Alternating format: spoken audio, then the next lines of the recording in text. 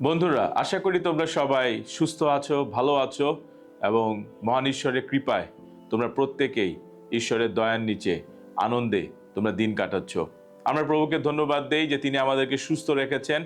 যদিও আমরা অনেক সময় অসুস্থ হই, আমাদের অনেক যন্ত্রণা আসে, অনেক সময় আমরা কষ্ট পাই, কেউ কেউ জ্বরে, হামে অনেকেই কষ্ট পাচ্ছে।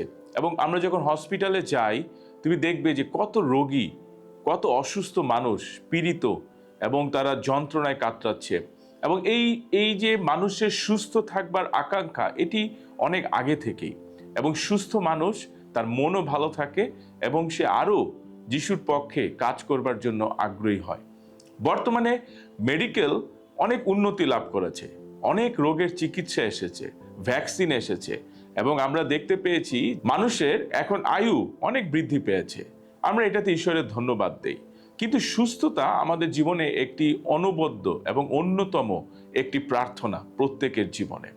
যিশু অনেক অসুস্থ মানুষকে তিনি সুস্থ করেছেন এবং আমাদের সুসমাচার লেখকেরা তারা অনেক ঘটনাকে তারা লিপিবদ্ধ করেছেন। এবং যোহন তিনি বলেছেন যে যিশুর এত কাজ তিনি করেছেন, যখন এই 3.5 বছর তিনি পৃথিবীতে ছিলেন, যদি একটি বই লেখা হতো, সেই বই এই পৃথিবী ধরে রাখবার সেই ক্ষমতা সেই বইয়ের ছিল না।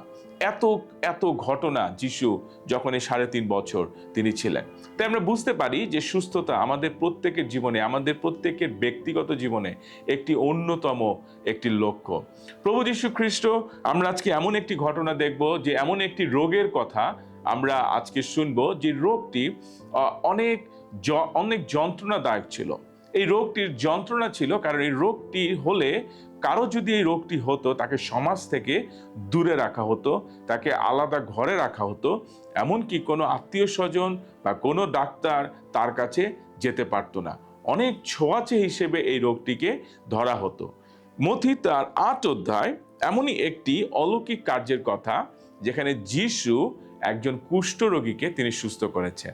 হ্যাঁ, তোমরা ঠিকই ধরেছ, কুষ্ঠরোগ এটি এখন আমাদের জন্য একটি খুবই সাধারণ একটি রোগ। এটিতে অনেক অর্গানাইজেশনস আছে যারা কাজ করছেন, আমাদের সরকার তারাও কাজ করছেন, অনেক হসপিটালে চিকিৎসা দেওয়া হচ্ছে এবং এই কুষ্ঠরোগের জন্য আলাদা হসপিটাল আছে, যেখানে অনেক রোগী ওষুধ খেয়ে চিকিৎসার মাধ্যমে নিয়মিত চিকিৎসা নিয়ে এই রোগ থেকে তারা সুস্থতা লাভ করতে পারে। অনেক আগে বাইবেলে যখন যিশুর সময় এই কুষ্ঠরোগী ধরা হতো, এই কুষ্ঠরোগ যার হয়েছে তাকে ঈশ্বর অভিশাপ দিয়েছেন। হ্যাঁ, আমরা বলতে পারি ঈশ্বর অনেক সময় আমাদের উপরে কষ্ট পান যদি আমরা আমাদের শরীরের যত্ন না নেই, যদি আমরা ঠিকমতো খাবার না খাই, যদি আমরা পুষ্টিকর খাবার না খাই, যদি আমরা পরিষ্কার পরিচ্ছন্ন না থাকি, তাহলে কিন্তু ঈশ্বর কষ্ট পান। আমাদের জীবনে বা আমাদের শরীরে অনেক রোগ কিন্তু হতে পারে। সেই একইভাবে কুষ্ঠরোগ এমন একটি রোগ ছিল যেখানে সেই সময় মানুষকে আলাদা করে রাখা হতো। মথি 8 অধ্যায় যখন যিশু, আমরা দেখতে পাই যে অনেক লোক যিশুর পেছনে পেছনে থাকতেন, যিশুর কথা শুনতেন, কারণ যিশুর কথা শুনতে তাদের ভালো লাগতো। কারণ যিশুর কথা মানুষের জীবনের কথা বলে, খুব সরলভাবে মানুষ সেই কথাগুলোকে বুঝতে পারতেন। এবং যখন অনেক লোক যিশুর সাথে এই কথা শুনবার জন্য আসতেন, দেখা যেত কি অনেক রোগীরাও সেই যিশুর সাথে তারা থাকতেন। এবং এই ঘটনায় আমরা দেখতে পাই যে এই বড় একটি ভিড়ের মধ্য থেকে একজন কুষ্ঠরোগী যিশুর কাছে আসলেন। যিশুর কাছে এসে সেই কুষ্ঠরোগী আবেদন করলেন, প্রভু, যদি আপনার ইচ্ছা হয় আপনি আমাকে শুচি করুন।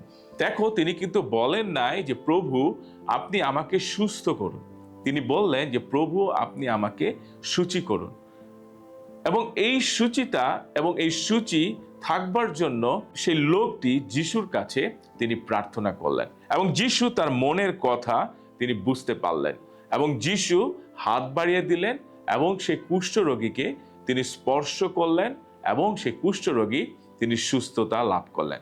দেখো, যেখানে সামাজিকভাবে একজন কুষ্ঠরোগীকে কেউ স্পর্শ করতে পারে না, সামাজিক যেখানে বাধা ছিল যে কুষ্ঠরোগীর কাছে কেউ যেতে পারে না, এমনকি কেউ তার যত্ন নিতে পারে না, কিন্তু যীশু খ্রিস্ট তাকে স্পর্শ করলেন এবং সেই লোকটি তখনই সুস্থতা তিনি লাভ করলেন।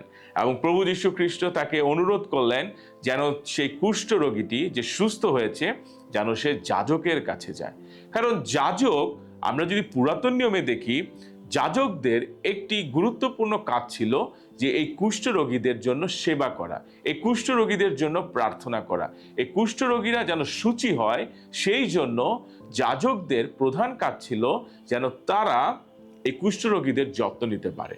তার মানে আমরা বুঝতে পারছি যে যারা ধর্মীয় যাজকরা ছিল তারাও কুষ্ঠরোগীদেরকে অবহেলা করত, তাদের কাছে যেত না, হয়তোবা তাদের শরীরে দুর্গন্ধ থাকতো, সেই গন্ধের কারণে যাজকরাও তাদের টেক কেয়ার করতো না। সেই জন্য যিশু এই ঘটনা শেষে তিনি বললেন যেন সেই কুষ্ঠরোগী যে সুস্থ হয়েছে যেন সে যাজকের কাছে যায় এবং সে যাজকের কাছে যেয়ে সে বলে।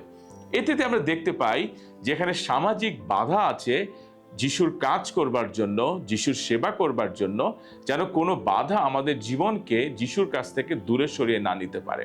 যিশু সেই বাধাকে ভাঙলেন, তিনি সেই কুষ্ঠরোগীকে স্পর্শ করলেন এবং সেই কুষ্ঠরোগী সে বিশ্বাসে সুস্থ হলো, কারণ সে অনেক ভিড়ের মধ্য থেকে সে যিশুকে চিনতে পেয়েছিল এবং সে বিশ্বাসও করেছিল যেন সে কুষ্ঠরোগী সুস্থতা লাভ করতে পারে এবং সে অলৌকিকভাবে সে কুষ্ঠরোগী তিনি সুস্থতা লাভ করলেন।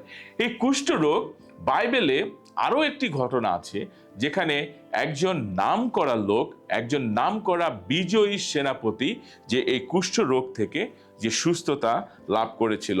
আমরা সেই ঘটনাটি দেখতে পাই পবিত্র বাইবেলে 2 রাজাবলী তার 5 অধ্যায়, যেখানে অরামকে বিজয়ী করেছিলেন। বাইবেলে লেখা আছে 2 রাজাবলী 5 অধ্যায়, অরাম রাজের সেনাপতি নামান আপন প্রভুর সাক্ষাতে মহান ও সম্মানিত লোক ছিলেন। অরাম রাজের একজন সেনাপতি যার নাম ছিল নামান, তার অনেক গৌরব ছিল, সেই সেনাপতির অনেক বিজয় ছিল। নামানের এত গৌরব যে অনেক দেশকে সে জয় করেছে এবং রাজার পক্ষে সে অনেক বিজয় এনে দিয়েছে।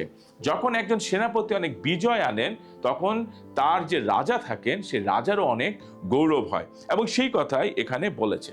কিন্তু এই নামানের একটা দুর্বল পয়েন্ট ছিল, যে নামানের একটা জায়গায় দুর্বলতা ছিল, আর লেখা আছে যে সে নামানের কুষ্ঠ রোগ হয়েছিল এবং তিনি একজন কুষ্ঠ রোগী ছিলেন।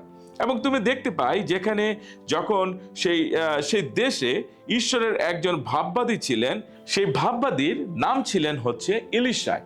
সেই ইলিশায়ের খবর এই নামান তিনি পেয়েছিলেন যখন তিনি দেশ জয় করে এনেছিলেন। ইসরায়েলের একজন ছোট্ট মেয়েকে সে সাথে নিয়ে এসেছিল এবং সাথে নিয়ে এসে সে তার ঘরে সাহায্য করবার জন্য সেই মেয়েটিকে সে রেখেছিল। কিন্তু নামান যেহেতু একজন সেনাপতি ছিলেন, একদিন তার সেই ছোট্ট মেয়ের কাছ থেকে নামান জানতে পারলেন যে সেই ইসরায়েলের একজন ভাববাদী আছেন ইলিশয়, যার কাছে গেলে নামান সাহায্য পাবে। তো তার কথা মতো নামান সেই ইসরায়েল দেশে তিনি গেলেন এবং ইসরায়েল দেশে যাওয়ার পর ইলিশয় কাছে আসলেন এবং নামান অনেক অনেক গিফট ইলিশয়ের জন্য নিয়ে গেলেন, যেটা আমরা দেখতে পাই যেটি 5 অধ্যায় 9 পদে। এবং সেই যখন নামান যখন সে ইলিশয়ের গৃহে যখন সে নামলো, ইলিশার গৃহে নামার পর ইলিশায় ঘর থেকে বের না হয়ে নামানকে বললেন যেন নামান কাছের যে জর্দন নদী আছে সেই জর্দন নদীতে যেন নামান 7 বার যেন সে ডুব দেয়। ইলিশার এই কথা শুনে নামান তো অনেক রাগ।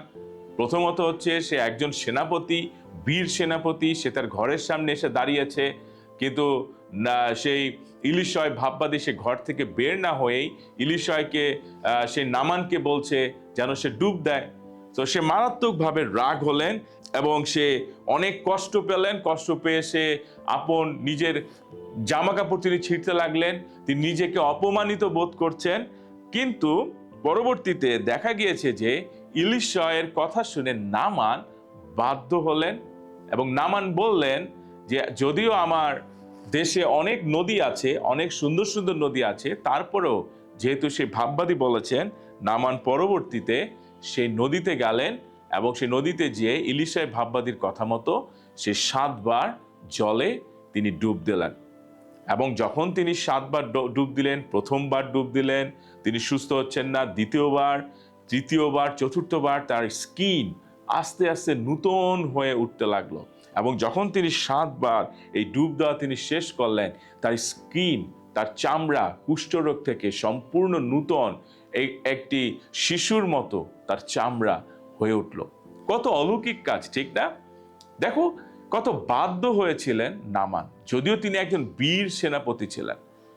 আমরা অনেক সময় আমাদের জীবনে আমরা অনেক বড় হব, আমরা হয়তো অনেক প্রতিষ্ঠিত হব, আমরা সেই প্রার্থনা করি, কারণ আমরা সবাই প্রতিষ্ঠিত হতে চাই, আমরা সবাই আমাদের বাবা মাকে সম্মান দিতে চাই, আমরা সবাই সুন্দর এবং স্ট্যাবলিশড এবং আমাদের সুন্দর লাইফ আমরা লিড করতে চাই।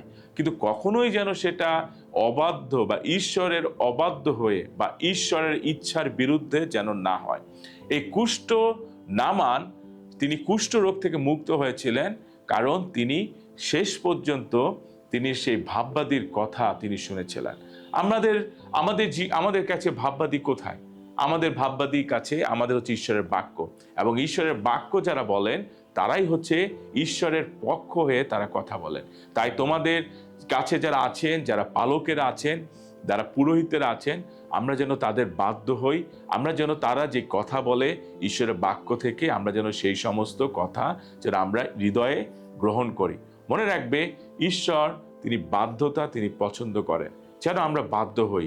যতই আমরা বড় হই, আমাদের অনেক ইনকাম হবে, আমাদের হয়তো বা কারো ঘরবাড়ি হবে, তোমাদের কারো নিজস্ব ফ্ল্যাট হবে, বা তোমরা এমন জায়গায় তোমরা কাজ করবে যেখানে ঈশ্বরের গৌরব হয়, কিন্তু ঈশ্বরের গৌরব দিতে যেয়ে যেন তোমরা ঈশ্বর থেকে দূরে সরে না যাও। যেন এমন হয় যে আমি ঈশ্বরকে গৌরব দিব, আমি সবসময় মণ্ডলীতে যাব, চার্চে সময় দিব, উপাসনায় অংশগ্রহণ করব, আমাদের টিচাররা যারা আছেন, যারা আমাদের কথা শোনেন, আমাদেরকে কথা বলেন, যেন আমরা তাদের কথা শুনি এবং আমরা বাধ্য থাকি। এবং ঈশ্বর আমাদের প্রত্যেককে আশীর্বাদ করবেন। এবং পুরাতন নিয়মে এবং নূতন নিয়মে দুটি ঘটনায় আমরা আজকে দেখলাম। আমরা প্রথম ঘটনা দেখলাম মথি তার 8 অধ্যায় 1 থেকে 4 পদে, যেখানে একজন কুষ্ঠরোগীকে যিশু সুস্থ করেছিলেন, এবং পুরাতন নিয়মের একটি ঘটনা যেটি হচ্ছে 2 রাজাবলী 5 অধ্যায়, যেখানে কুষ্ঠ নামান, যিনি একজন বীর সেনাপতি ছিলেন, যিনি ঈশ্বরের বাধ্য হয়েছিলেন, ইলিশয় ভাববাদীর বাধ্য হয়েছিলেন, এবং তিনি সুস্থতা লাভ করেছিলেন। আসো আমরা একটি সুন্দর এবং একটি সুস্থ দেশ আমরা গঠন করি এবং বাংলাদেশকে আমরা যিশুর পক্ষে জয় করি। ঈশ্বর তোমাদের প্রত্যেককে সুস্থ রাখুক, আশীর্বাদ করুন। প্রত্যেককে ধন্যবাদ। বন্ধুরা, আজকে আমরা যে যিশুর গল্প শুনেছি, সেই গল্পটি ছিল যিশু একজন কুষ্ঠরোগীকে লোকে। আমরা আজকে যে ছবিটি আঁকবো সেটি হচ্ছে যিশু কুষ্ঠরোগীকে যে সুস্থ করেছিল সেই থিমের উপর আমরা ছবি আঁকবো। চলো আমরা আঁকি। আমরা একটু প্রথমে যিশুকে আঁকি।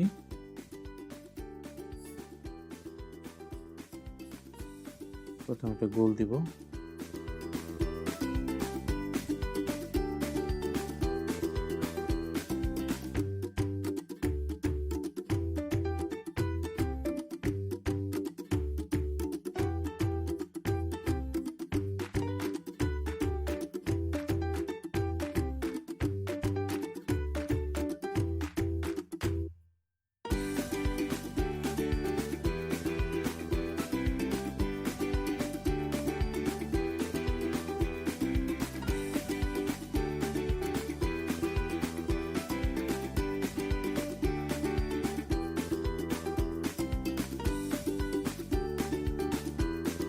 রোগটা দেব।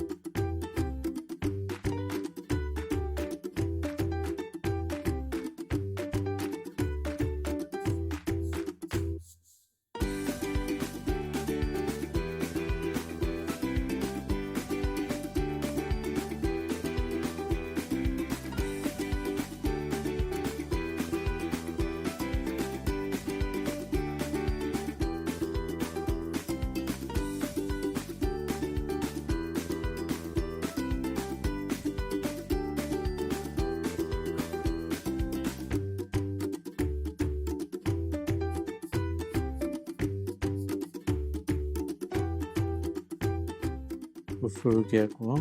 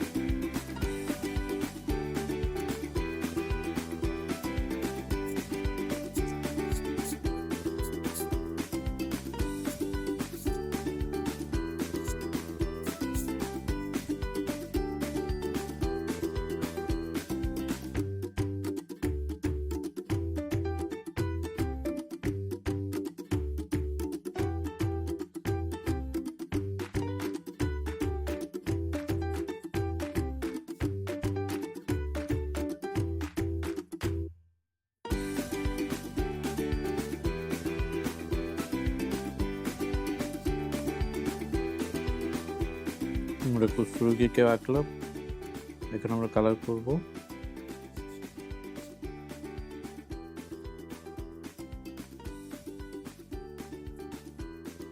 আমাদের পেন্সিলের কাজ শেষ, আমরা এখন কালার করব এই যীশু খ্রিস্ট এবং কুষ্ঠরোগীকে। যীশু খ্রিস্ট কীভাবে তাকে টাচ করে সুস্থ করেছিল সেটা এখানে আমরা দেখাবো। তো আমরা কালার নেই, আসলে আমরা কালার পেন্সিল দিয়ে করব। যদিও এখানে আমাদের অন্যান্য রঙ আছে, তুলিও আছে, কিন্তু আমরা পেন্সিল রং দিয়ে কাজ করবো। হ্যাঁ, প্রথমে কালো দিয়ে বর্ডার করে নেব আমরা।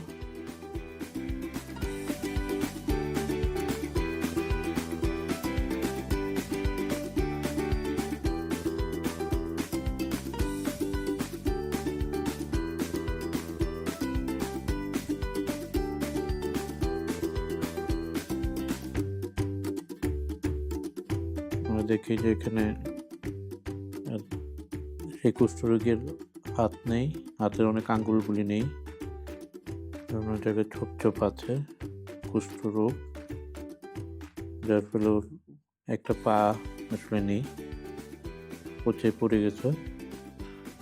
আর প্রথমে নীল দিয়ে করি।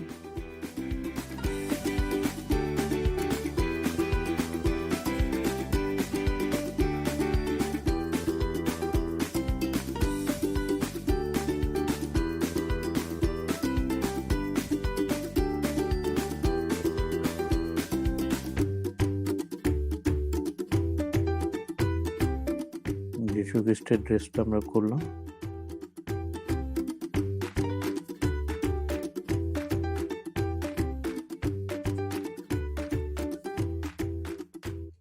তো ডিপ দিব।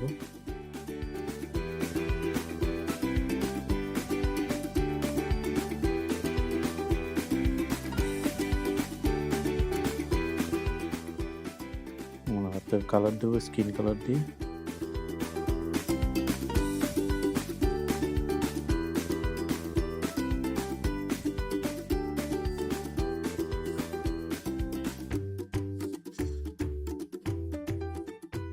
একটু হলুদ দিয়ে দেব।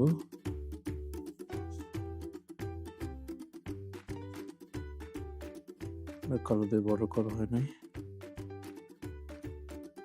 বর্ডার করে দিব।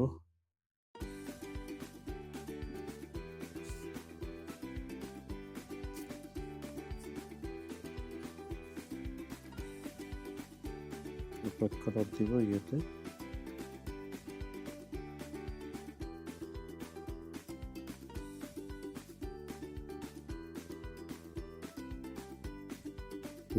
রং দিয়ে আমরা একটু ডিপ দিব।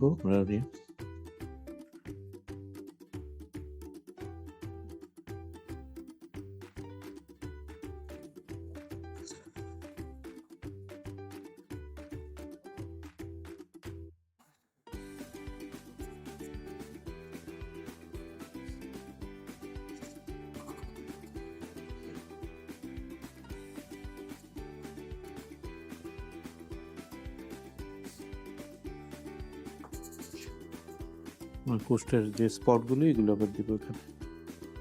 স্কিন কালারটা দিয়ে দেবো হাতে।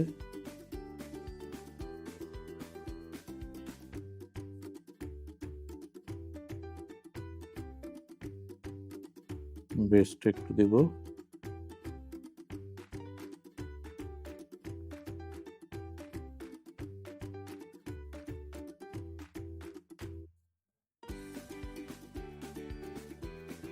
দিব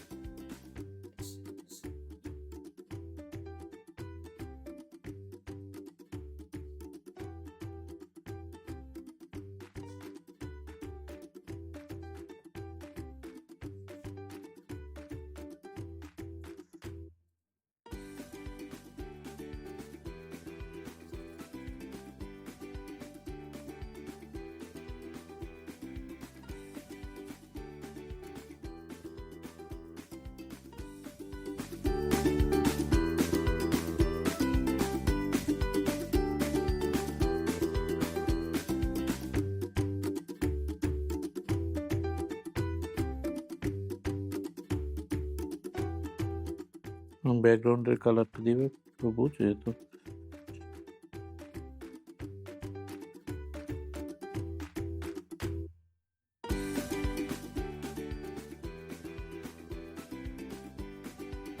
হয়ে গেল আমাদের ড্রয়িংটি। এবং তোমরা সবাই বাড়িতে চেষ্টা করবে এই ছবিটি আঁকতে। তোমরা ভালো থেকো, ধন্যবাদ সবাইকে।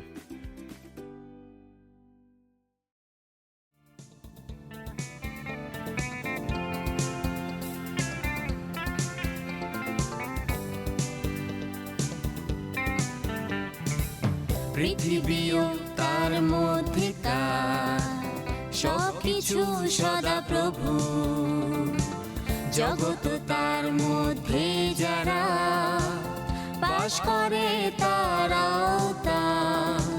পৃথিবীও তার মধ্যে তার সবকিছু সদা প্রভু, জগৎ তার মধ্যে যারা বাস করে তারাও তার।